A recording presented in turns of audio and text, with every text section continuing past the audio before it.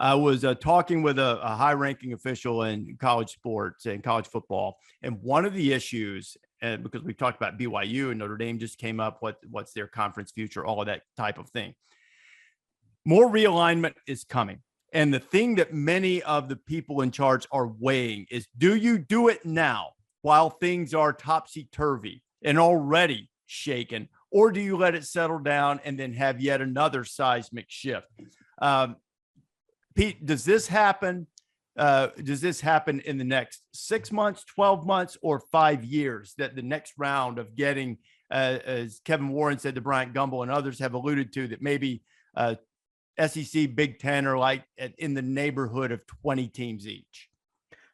So, Reese, I think it's a fascinating question, and I spend more of my time than I would ever care to admit talking about this with different people from across the country. Think about realignment. It affects everybody in some way or another, right?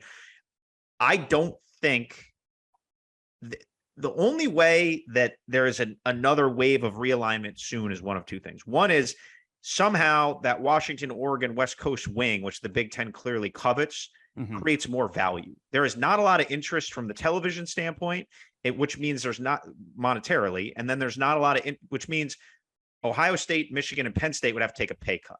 Yeah. So I really feel like those schools, and quite frankly, USC doesn't want to take a pay cut. So there is an interest at the highest level of the Big Ten to build out that Western wing, because there's a convenience factor, there's a world domination factor, there's an inevitability, as you spoke of, Reese, that it is going to happen.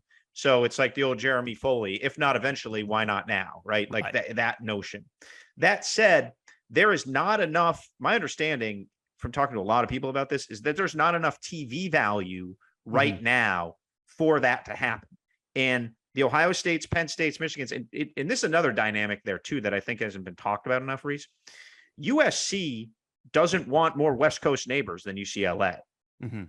And they basically own a really unique niche west of Texas.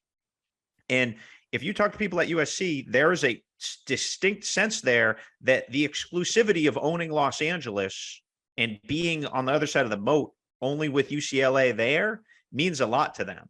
You bring Oregon and Washington in the league, you're inviting them into your recruiting backyard. And that's Stanford, Cal, everybody else. So I think one of the reasons that USC went to the Big Ten was as a separator. So why eliminate the separator 3 months later? So the appetite on the ground does not equal the appetite in the commissioner's office. And then, Pollock, we're going to have an expanded playoff at some point. Thanks for watching ESPN on YouTube. For live streaming sports and premium content, subscribe to ESPN+.